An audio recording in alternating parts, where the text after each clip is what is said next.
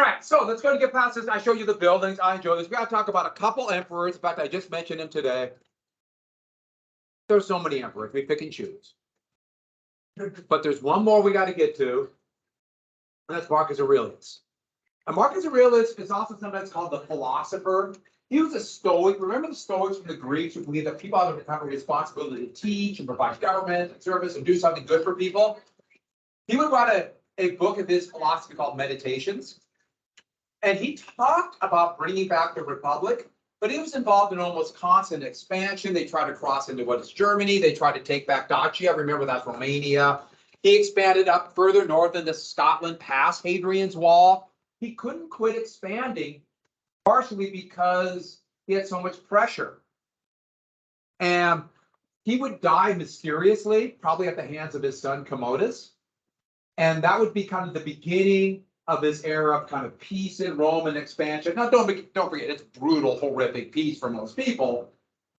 But you can see the beginnings of the end of the empire after Marcus Aurelius and Pax Romana. His son Commodus was a horrific emperor known for mental instability, probably had his father killed, and he would eventually be murdered by his own Praetorian Guard as the time would go on and on. And we just talked about this at lunch, Marcus Aurelius. There's a movie, it's not a bad movie. A lot of it are really fake, but parts of it actually is kind of cool about the parts of Rome, called Gladiator. And it talks about Marcus Aurelius. He's in the beginning of it. But his parts are actually pretty accurate. There's parts that are silly and dumb. It is rated R, so if you want to watch it, you have to get your parental approval. So yeah, went through that. Everyone heard me say that? So, okay, good. All right. Even if you're 17, I'm still have to say it because we're in school. Still have to say it because we're in school. Have you seen it? It's actually a very entertaining movie.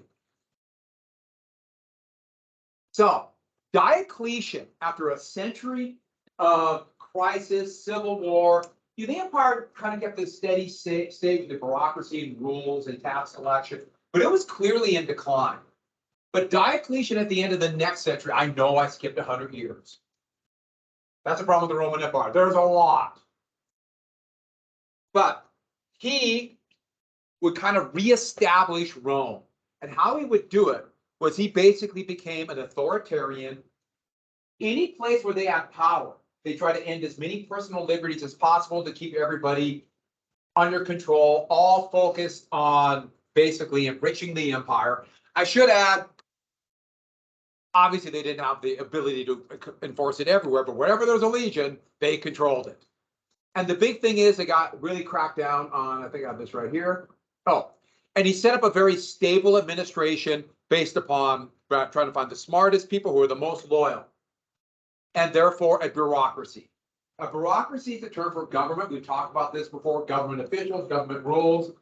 I have very mixed feelings about bureaucracy because I think it would be necessary, but they could also have those unfeeling, uncaring rules. That's actually a good way to control people. I was just reading about bureaucracy being created in ancient Incan Empire.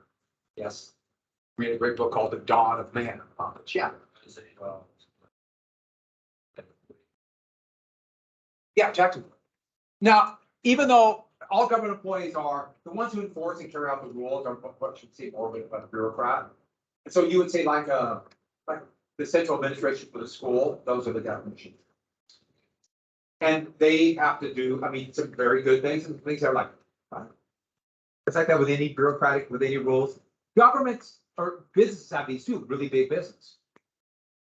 If you don't believe me, try to deal with the Google or somebody. Or the YouTube. I know all about the YouTube because I try to put one of my special topics classes online. And we have pictures of the Vietnam War, and they decided that it was inappropriate. They took it off. And I said, it's from a class in high school. There's nothing to talk to. It's computer. It's just down this rules. I didn't get a strike. So with that, he divided the empire into two administrative realms. The beginnings of the East and the West Empire. Eventually, they're going to do it four. The East and the West. And this is going to be kind of the norm. And then eventually those two won't be enough and there'll be four administrative districts, all with councils answerable to him. So when the Roman Empire in the West would fall in 410, you can really say, but 476 for sure, CE, the Eastern Empire would survive the Eastern section that he would create in 1453. So the Roman Empire is kind of an amazing thing. No, by the end, it wouldn't be that strong, but it's still there. And so the Roman West, and then eventually that East will be given the name of the little tiny town on the Dardanelles. Right now, today would be on the European side of Turkey, where eventually a capital of the Eastern Roman Empire would build at a place called Byzantium. That's why it's going to be called the Byzantine Empire by the 1600s after it collapsed. Does anybody know the town that would be made at Byzantium? Constantinople. Yeah. Which is today, what's the city or what's Istanbul? Yeah. So, we're going to skip through trade right now and jump right into Judea. So in Judea, we've talked about them before, and this is where Judaism began, the temple. We talked about Solomon, we talked a little bit about David. Just we kind of brief introduction there. The holy book was the Torah. Well, after about 1st century BC, they were kind of an independent kingdom, very authoritarian, but eventually would become a province of the Roman Empire. Would remain a province of the Roman Empire until the end of the 7th century. It'd be a province of the Eastern Roman Empire all the way up until the middle of the 7th century. Who would conquer it then? 3 Ottomans, the Arab Empire.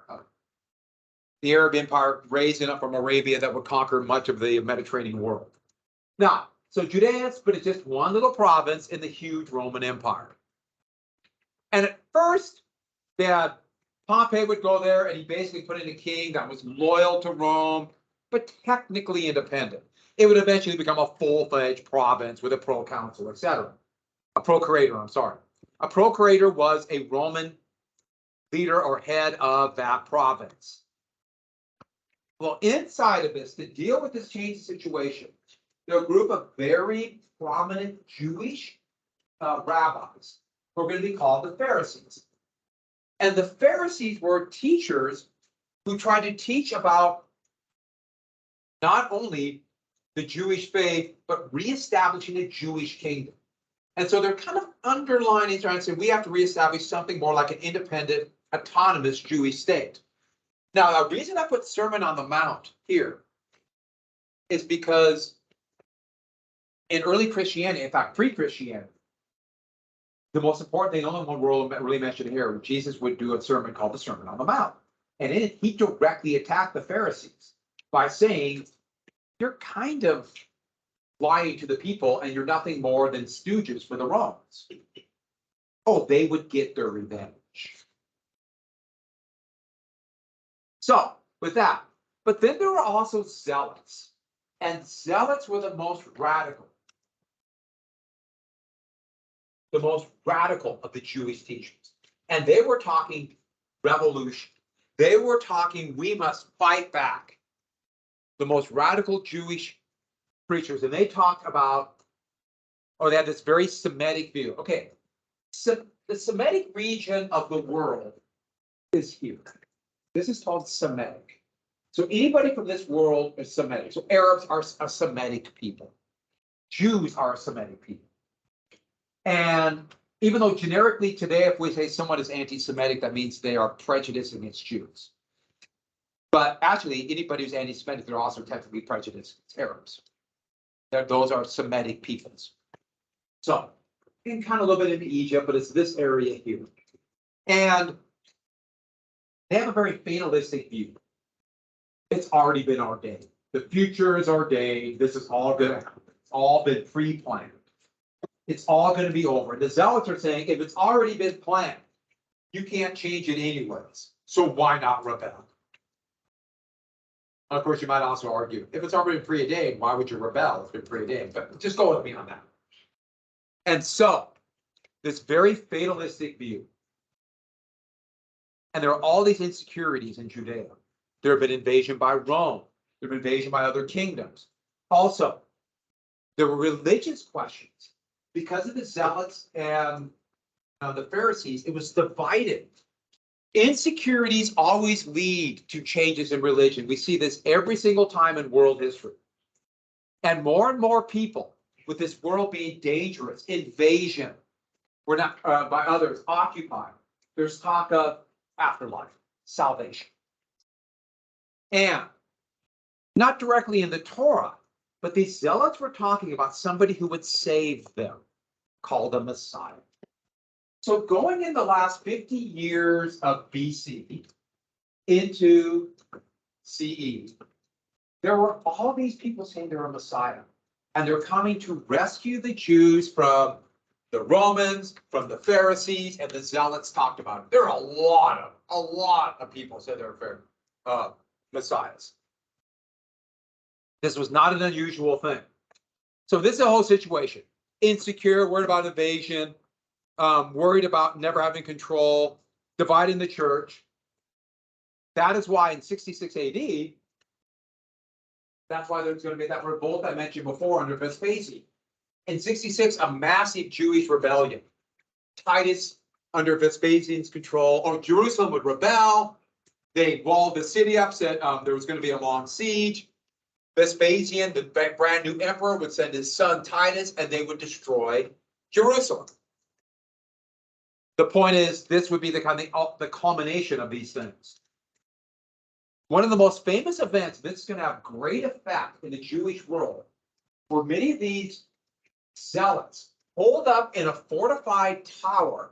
And this is where people believe it was. They believe it was right here, called Masada.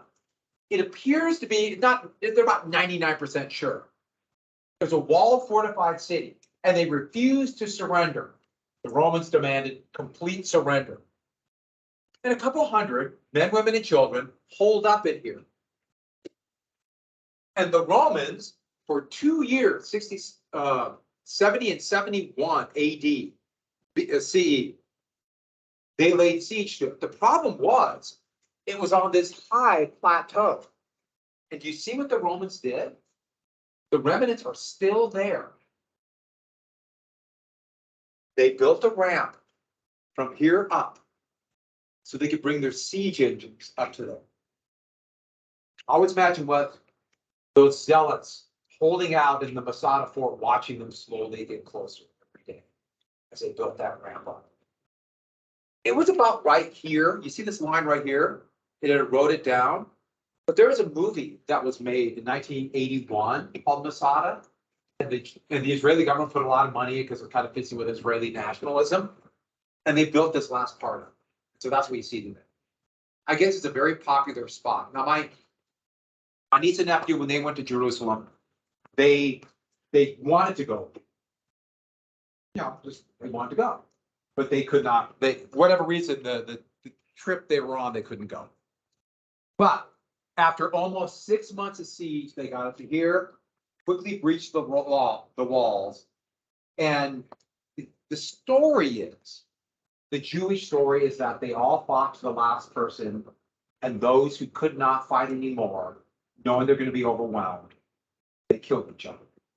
Suicide was immoral, so they basically had one person kill their friend, and so on.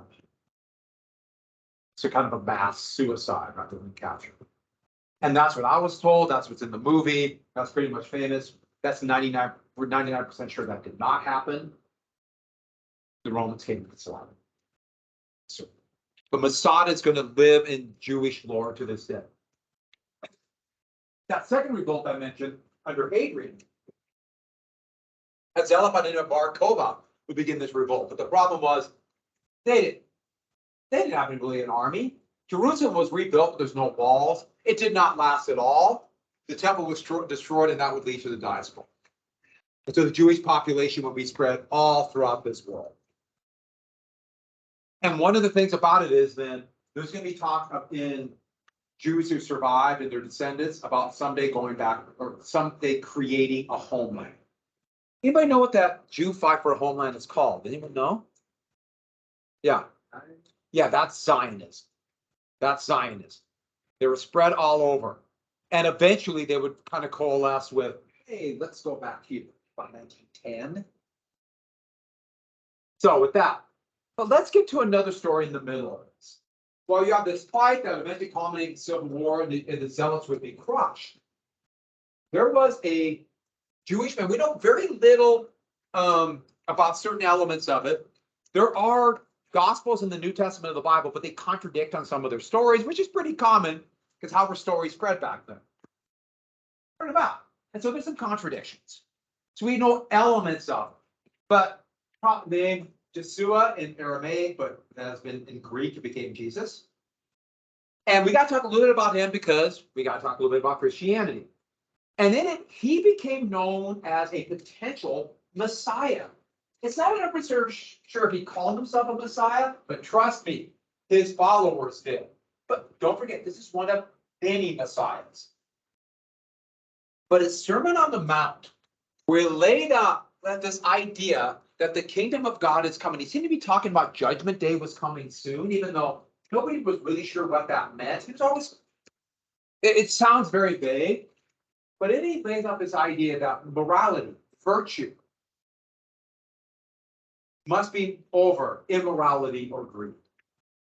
We must lay out a better society, do unto others as you would do to yourself, and care for the poor and downtrodden. Who are the poor and downtrodden? The Jews who live there. He's Jewish. And he laid that out. But also he said the Pharisees are lying to you. They live well while you live with nothing. And he also bitterly attacked the money changers. Who are the money changers? Those who held the debt. We've talked about debt before in here, haven't we? We talked about debt, we talked about the Sumerians. And what happens to the debtors? They become slaves, debt peonage. This was happening here. And in fact, when he would be ordered to Jerusalem, accused by Pharisees of treason, and he would bodily attack the money changers at the temple. He would bodily attack them. That's going to be why, until the 1400s, it will be a Christian sin to charge high interest because of this attack on the money changers, attacking debtors. Oh, they would get over that when they realize how much money would be made. We'll talk about that at the end of the quarter. We got another quarter. And then he always talked about judgment. He kept talking about Judgment Day is here. Judgment Day is coming. Everyone got that? He kept talking about it. Now, why is this important? He never said when. And he never made clear what Judgment Day was. But down the road, people are going to read these different versions of the Gospels and say Judgment Day is near. And you're going to get movement after movement, especially the 1800s and 1900s across Europe and the US. Judgment Day is here. In my AP US history class, I literally just talked about a group called the Millers. And the Millerites all said Judgment Day was coming on April 26, 1844. And they put on white robes, they climbed onto the roof and waited to be taken up into heaven while everybody else died in a fiery Armageddon. That was in the US in 1844. Needless to say, they were so disappointed when the earth was still here. But that comes from his talking about this. By the way, this is medieval art. Actually pretty good. So he also appealed to the poor. Christianity was very much a poor person's religion. Who are the most poor? The Jews, the debtors, etc. Salvation is near, we will get out of this. But to many Pharisees, and the Pharisees told their Roman procurators, this is revolt. This is a revolt. Now, as it turned out, there would be a revolt, but this was not it. And so, in 33 CE, has everyone got that? 33 CE, with information given by the Pharisees, Joshua would be accused of treason. And not just treason against Rome, but treason against the Jewish leadership, and would be crucified. With three others. Crucifixions were very common. And there were two types of crucifixion. One would be on a cross, and the other one was like that. And he was crucified on that cross like that. They're both very common. They scourged him. Anybody know what scourged means? Whipped him. And then they nailed his hands and his feet to the cross. So it increases the agony, but also shortens the death. Yeah, that was part of the scourging. Is walking with this. I think that's what it says in the gospel. And there are three others, but like I told you, remember Spartacus? They didn't do that to them. They just tied him up there and let him slowly die. Slowly. Wow, he was crucified. He was another Messiah, had a following of poor Jews, beaten down by the wealthier Pharisees. But what happened? A resurrection. And this is the beginning of Christianity. Gotta mention this, because this is the main element of Christianity. By the way, what do we call this holiday? And this is the most important holiday in the Christian religion. Easter. What did you say? They made up Christmas. They piggybacked on the Roman holiday of Saturnalia. They didn't care. They cared about Easter. That's the holiday that matters. And 3 days after the crucifixion, he rose for 40 to 50 days. He continued his ministry and once again said that the day of judgment is near. 11 of his 12 main followers followed him and then went to spread the word. The most prominent would be Peter. And then eventually another person who did not start as apostle, his name would be eventually called Paul, would spread the word. And that is the element. Now this comes out of Judaism. But they're going to start creating that we have an element of Judaism, but our Messiah has come. And they took an element of Judaism that said that the Messiah will die for your sins. Thus, they took that and added to Christianity. And then we created out of this. They're spreading here. It's going to take about 100 years, kind of bounce around. But let's get to Paul. We got to talk about Paul. Everyone got that? Paul. Paul was actually Saul. His name was Saul. Saul, that's a very Saul. That's a very Jewish name, Saul. And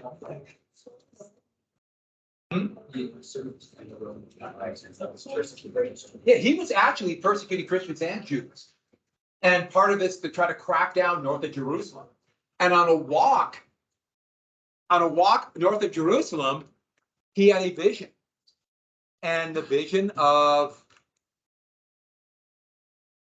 Jesus and a vision of Jesus, a vision of the resurrection.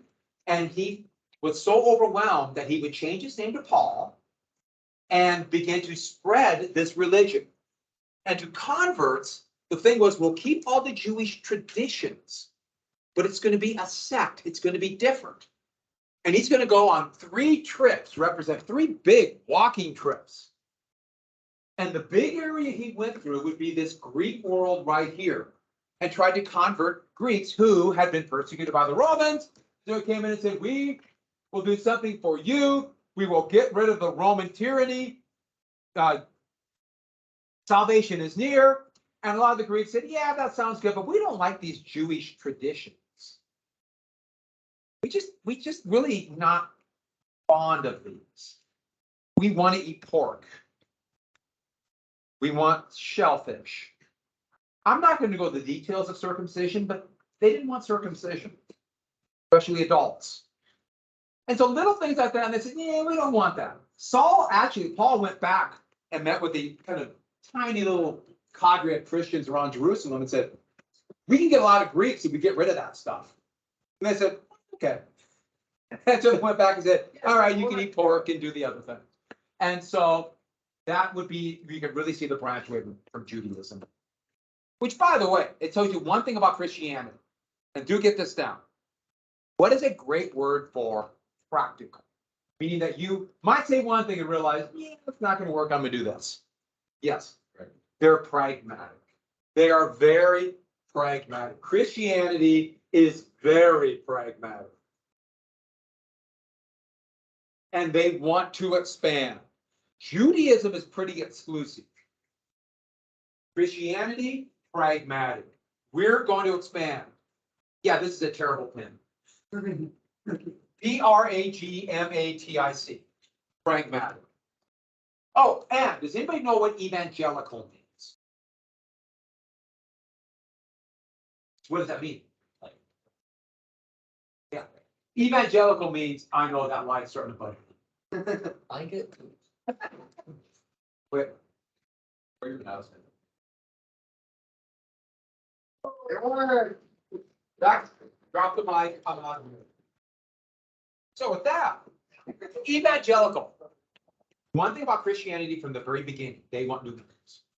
And they will adjust.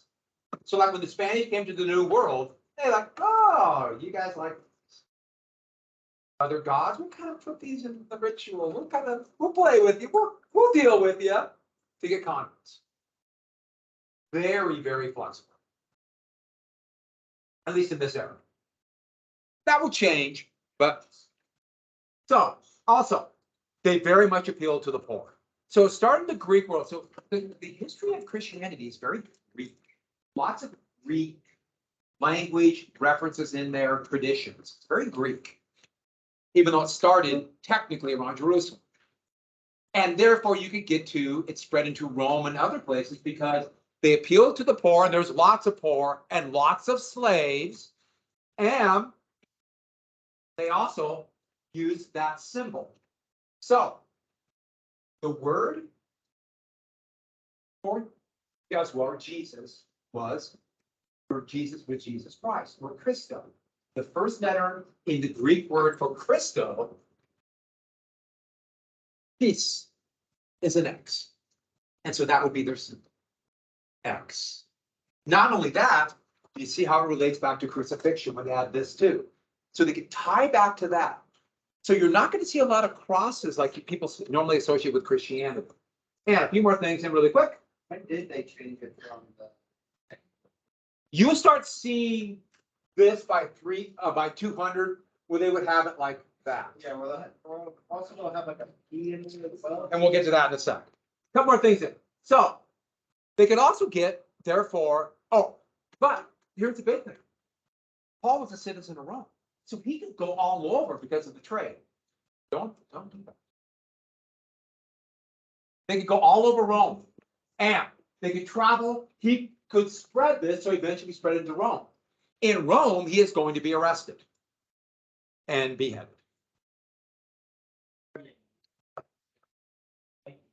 For fermenting rebellion. And Peter would be captured, who was still spreading it, and brought there and crucified upside down. He'd be crucified on one of these X's upside down. I've never had that reaction to a crucifixion upside down. That's not really a thing to laugh at, but I don't know if I want to turn my back to you now. that is a bad movie. Right. Yeah, upside down. Basically increasing the egg.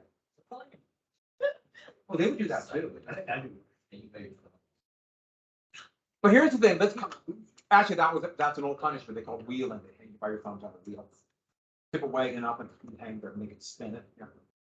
Now, before we get started on this, there's a lots of really bad ways to kill each other. Let's not jump. Let's not do this.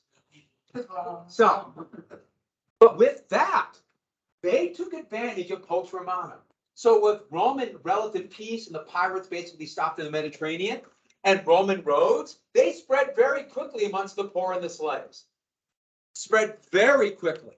And then they had free movement of your citizens, and most were citizens. Poor, but citizens. But in 64, that's Nero would get them. Nero would do it, blaming them for the fire. And we're going to jump right. We already said that Paul and Taurus, but let's get to catacombs. The catacombs, what are catacombs? Yeah, underground catacombs would be caves, almost like they would literally be everything from food storage to places where they would bury people underground, and there are caves all over. You can go into the catacombs of Rome. I did a peek, and it was unpleasant. I've walked through a lot of the catacombs of Paris. And what? Catacombs? What about it?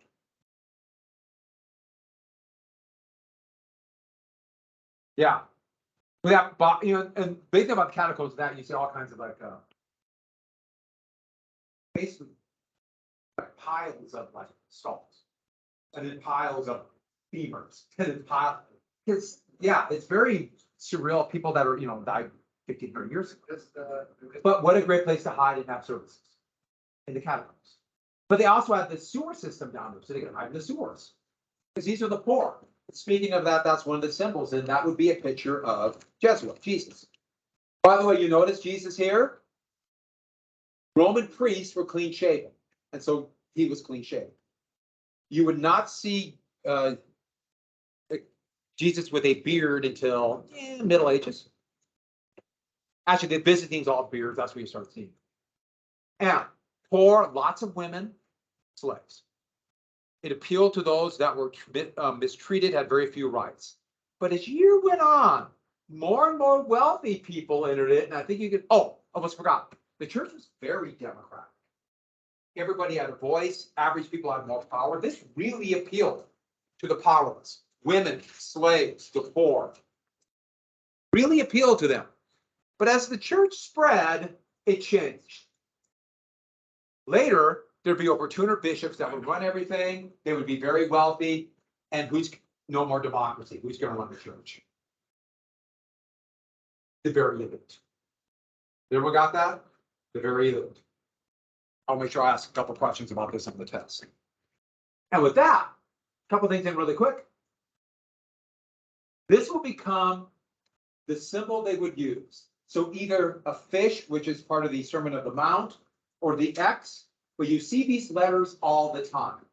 So when anyone write these letters down, I-X-T-Y-S.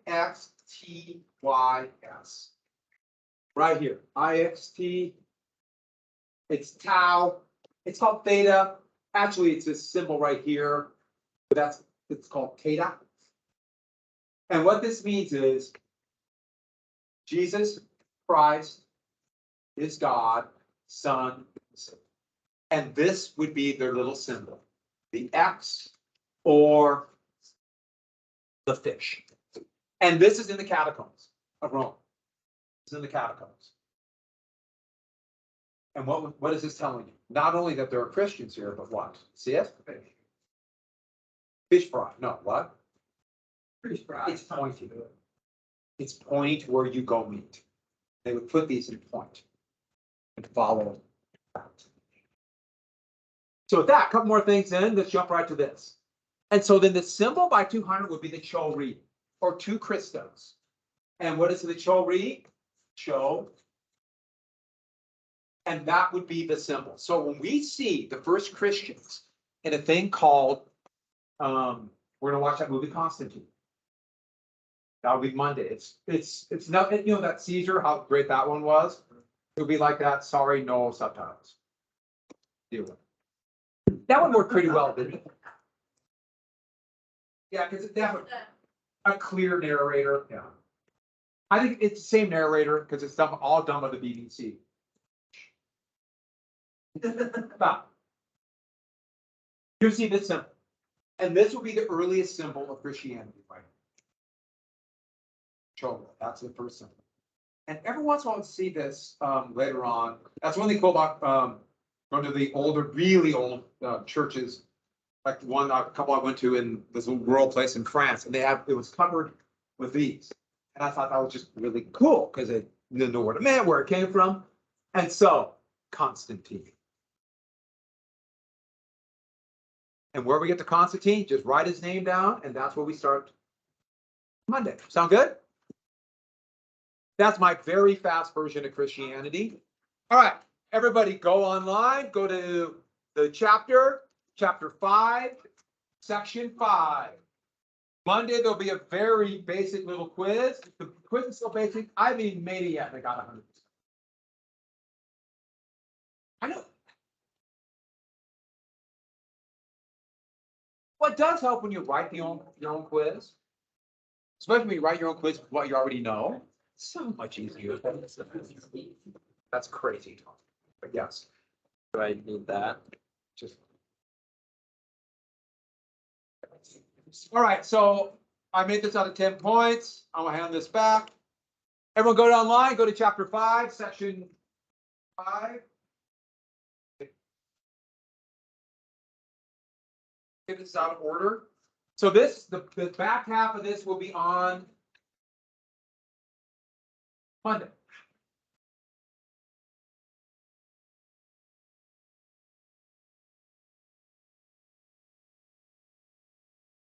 I have two without a name.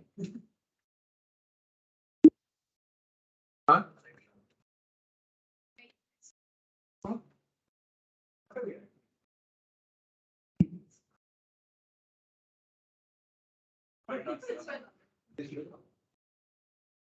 Yours? I think I was just. Yeah, that's fine. Your name, I'll come back on. Is anybody? Yeah, this is. Is anybody's?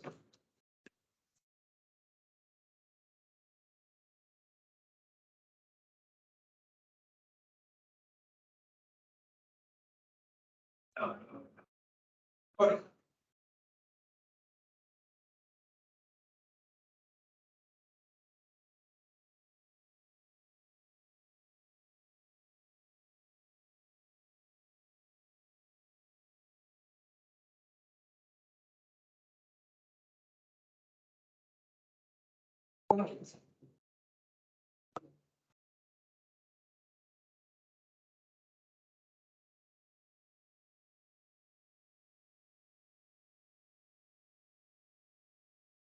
There's just like these.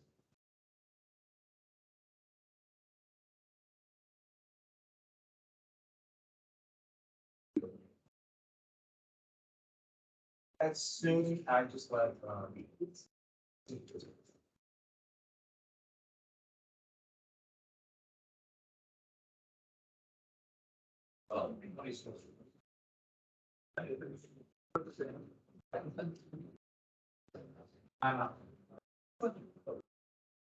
don't know why I did that. I must have been thinking something. Now you voted, go. Leave my presence.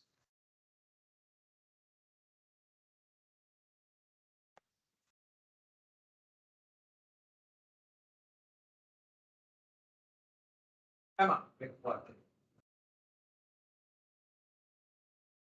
How would I caught it? Are you ready?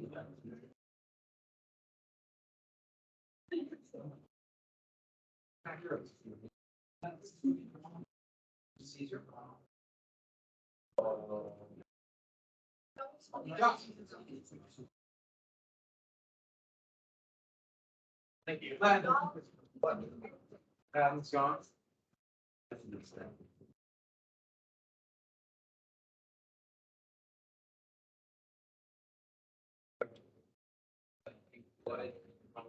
Yeah. I did watch a little bit of that. That was pretty fun.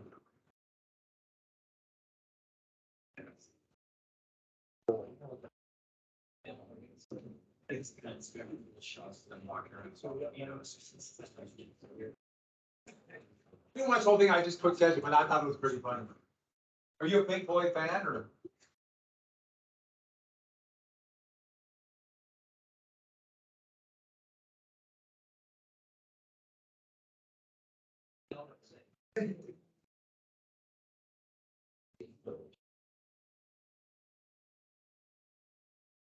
Okay, let's see this.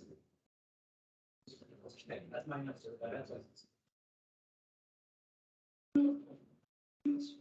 Some of you I don't have this map, and I don't know why.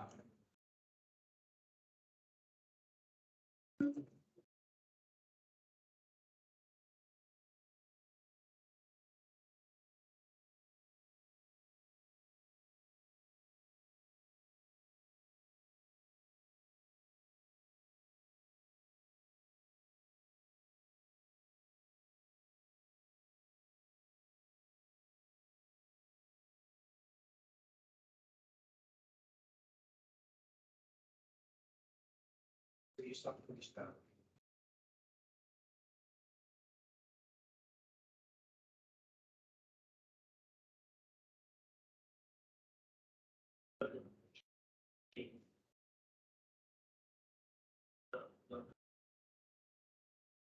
These are what 15 the maps.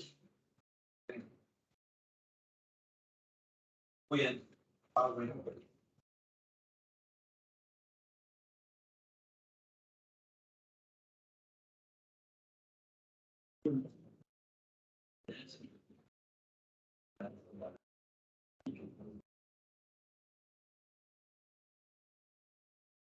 Owen.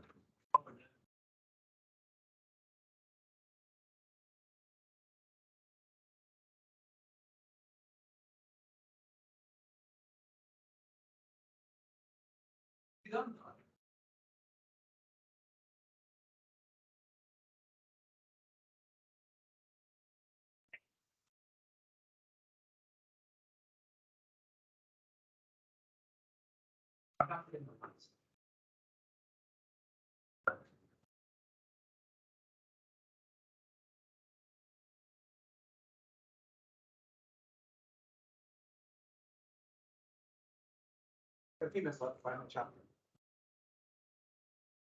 It'll be another 8-question quiz, or, about same amount. Pretty good.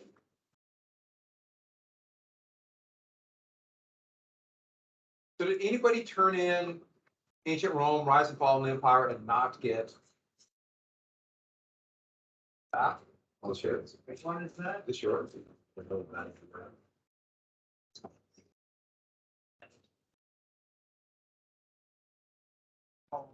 So Owen, let me give you make sure I give your points. Everything's relative when it comes to handwriting. Right?